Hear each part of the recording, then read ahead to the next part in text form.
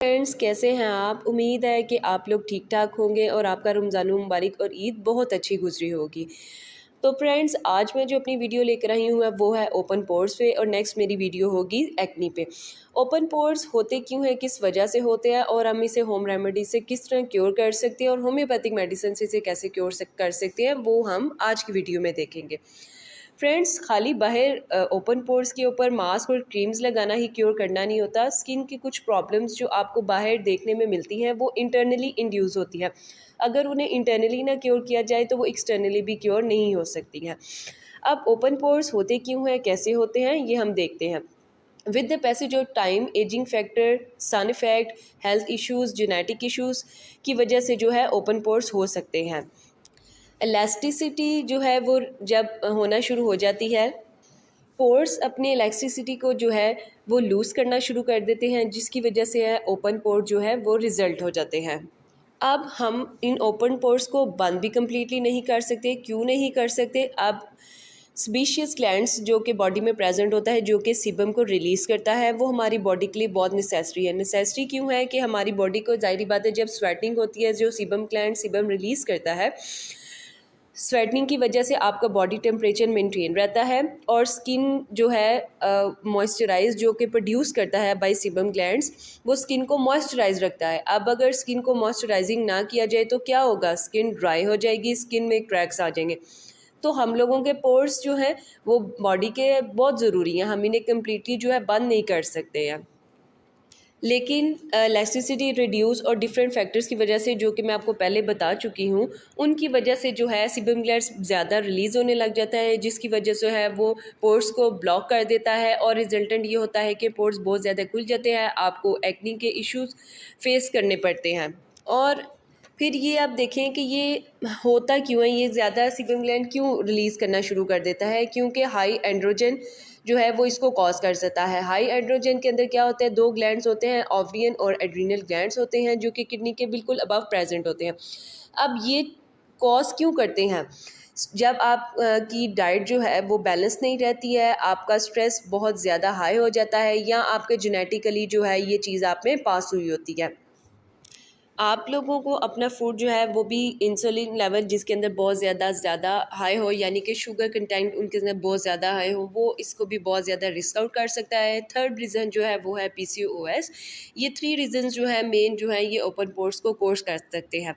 अब हमने देखना है कि हम इसे क्योर कैसे कर सकते हैं। ये तो हमने देख लिया कि इसके रीज़न्स क्या हैं। अब देखते हैं कि इसे हम होम रेमेडी से कैसे क्योर कर सकते हैं। फ़र्स्ट ऑफ़ ऑल फ्रेंड्स, आप लोगों को जो है अपनी डाइट को बिल्कुल बैलेंस करना पड़ेगा, जंक फूड से अवॉइड करना पड़ेगा, हाई शुगर कंटेंट वाले फूड से आपको बहुत ज़्यादा अवॉइड करना पड़ेगा, जैसे कि कोल्ड ड्रिंक्स हैं, जो भी मीठी चीज़ें हैं जिनमें शुगर का लेवल बहुत ज़्यादा हाई है, आपको वो चीज़ें जो है अवॉइड करनी पड़ेंगी। सेकंड, जैसे कि आपको पता है कि गर्मियाँ आ रही हैं और टेम्परेचर जो है वो बहुत ज़्यादा हुआ है, तो आपको सन से जो है अपनी स्किन को बहुत ज़्यादा प्रोटेक्ट करना पड़ेगा। आप लोग जो है सनस्क्रीन जो है क्रीम्स यूज़ कर सकते हैं। घर से आते हुए जाते हुए आप इन्हें क्रीम को यूज़ कर लें, ताकि आपकी स्किन जो है वो प्रोटेक्ट रहे और डायरेक्ट उसके ऊपर जो है सनलाइट जो है नहीं पड़े, और अगर पड़े भी तो वो उससे डायरेक्ट इफेक्ट नहीं करे। थर्डली, हम लोगों ने देखना है कि हम घर की कौन सी जो है रेमेडीज़ यूज़ करके इसे ठीक से कर सकते हैं। जैसे कि एलोवेरा, आपको पता है कि एंटीऑक्सीडेंट फूड है, और ये हमारी स्किन के लिए नहीं, हेल्थ के लिए ही बहुत अच्छा है, यानी कि खाने में भी और स्किन के लिए भी, दोनों के लिए बहुत अच्छा है। उसके अलावा ये कि आपको जैसे जानते हैं कि ये डर्मा रोलर जो है वो इंस्ट्रूमेंट आप यूज़ कर सकते हैं, वो स्किन को रीजनरेशन में जो है हेल्प करता है।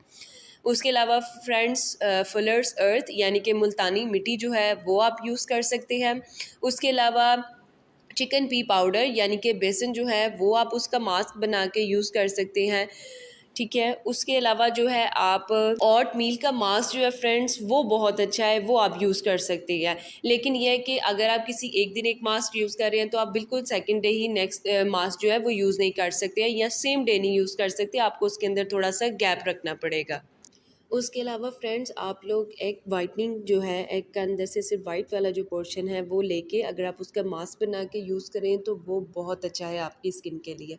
उसके अलावा आप बनाना जो है पील हुआ हुआ उसका जो है वो आप यूज़ कर सकते हैं। उसमें आपने सिंपली क्या करना है कि अपनी स्किन के ऊपर उसे जो है 5 टू 10 मिनट्स रब करना है और उसके बाद अपनी स्किन को वॉश आउट कर लेना है।